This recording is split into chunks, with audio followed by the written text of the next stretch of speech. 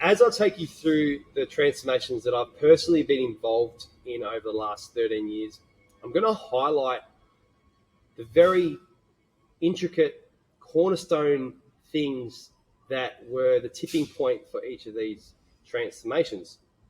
The only way to find those cornerstone habits is through the frameworks and the structures that I will be delivering, because it builds the awareness that you otherwise wouldn't have if you just went and got a diet and got an exercise program or tried to blindly follow a structure, no matter how scientific it is.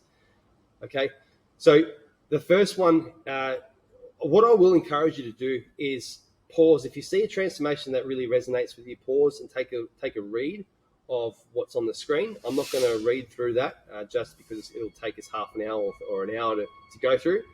But the big thing for this one, this transformation here, was reducing the cardio, increasing the weights, and then matching nutrition to the performance in the gym. This is a big mindset that a lot of females will struggle with, is actually eating more to get leaner, to build muscle, to perform better in the gym, to actually get the body that you want and feel and function the way you want to as well. It's been heavily we've heavily been bombarded, not females, only males as well, because I've suffered with this as well. And we've been heavily bombarded with the message that eating less and exercising more is the way to go, where in fact it's actually the complete opposite. And another big thing to overcome is knowing what to do but not actually doing it. And this is a perfect case in point, and you'll see more of these examples as we go on. Here's a personal trainer, CrossFit every day. More was better, or that was the mindset that he had. Tried to make good choices as he went because he knew what to do, right? But the problem is when you know what to do, often you can fall into the trap of just making decisions last minute, not being totally prepared, and then falling to emotions or situations outside of your control. Okay, and that pattern that I was talking about before is on the left. There was no awareness of what they were doing, and on the right there was an awareness. This grandma needed to just say no, not all the time, but say no to some things. She was living with her son, her son's partner, and a new baby, was taking on the mother role. She had to pour into her own cup to be able to do that more effectively. And I taught her a way to do that didn't actually take her away from what she loved and held dear to her. Obviously, she wanted to be there for her son and for her new grandbaby, but she also needed to carve out some time and carve out some structures and some processes and a plan to keep herself going, right?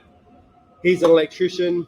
Again, more was what he needed. That's his thought. At least smashing it would get results. We took that right back, focused on good form, progressive overload, and eating more food. And if you're doing the progressive overload, but you're not seeing the body composition results, chances are you're not fueling your body enough. You're not eating enough food to actually get the benefits from the exercise in the gym. This transformation, the big turning point for this was to be okay with saying no in social situations, being okay with or understanding that you're not going to miss out. This was a big struggle for this one, was the FOMO that there was at every single social event, and realizing that it's not unpolite to be true to herself instead of just following the crowd. Okay, another personal trainer thought he knew it all, needed somebody outside of his sphere who was non-emotional to actually tell him what to do to move forward. We've got mum. She actually started at 20 weeks pregnant.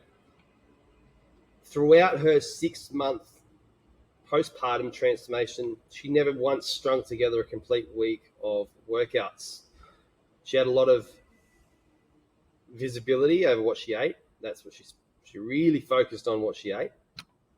However, even then, she was still eating things like raisin toast, going out for a muffin and a coffee or a cake and a coffee. You'd be surprised at what you can get away with when you have the visibility, like you actually know what you're doing, and you start to become a little bit of a sniper instead of a machine gunist or a bazooka holder wanting to just shoot for the moon in 6 weeks and then fail dismally for the rest of the year. This is one of the really great transformations I've been involved in, and it's just a testament to what you can achieve, even when you're sleep deprived, even when you've got all the odds against you. Moving on,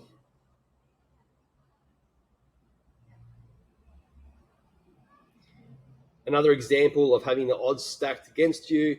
Nurse, late shift. This was the regular shift.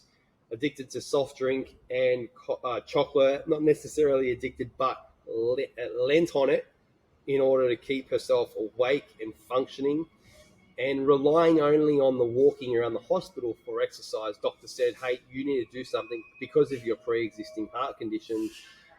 If you don't do anything now, then you're going to die early. I didn't know how early the doctor said, but she took massive action. So it must have been a really big wake-up call for her. And she went and she changed dramatically. And this is what I'm talking about when I'm talking about cornerstones. When you identify that one thing that makes you move, you never lack motivation again, because it's something that you just do because you need to, right? Me as an example, another personal trainer who thought he knew it all, went from dieting on 800 calories, doing 3-hour cardio sessions, using that eat less, exercise more mentality, ruining my metabolism, went from doing that to actually spending a couple of years on increasing my metabolism, and then aiming to get lean, but doing it by eating more and performing better in the gym. And you can see the result there, left to right, is just huge.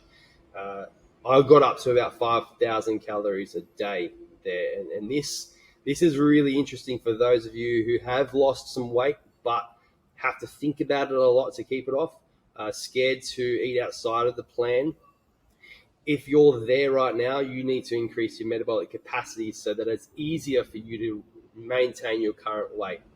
This is where you start to invest your time and energy into your retirement plan for having the body that you want.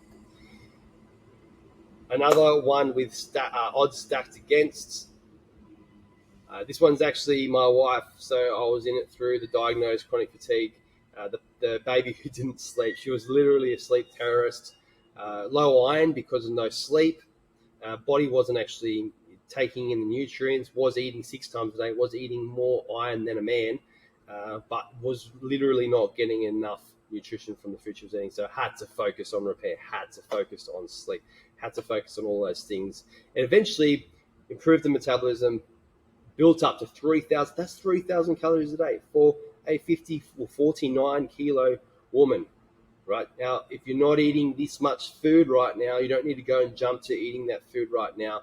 It's a process, a 12-month, 24-month process. But the thing is when you start to unlock that, you see the matrix, you see through all the garbage that's in the fitness industry, and you actually experience what works.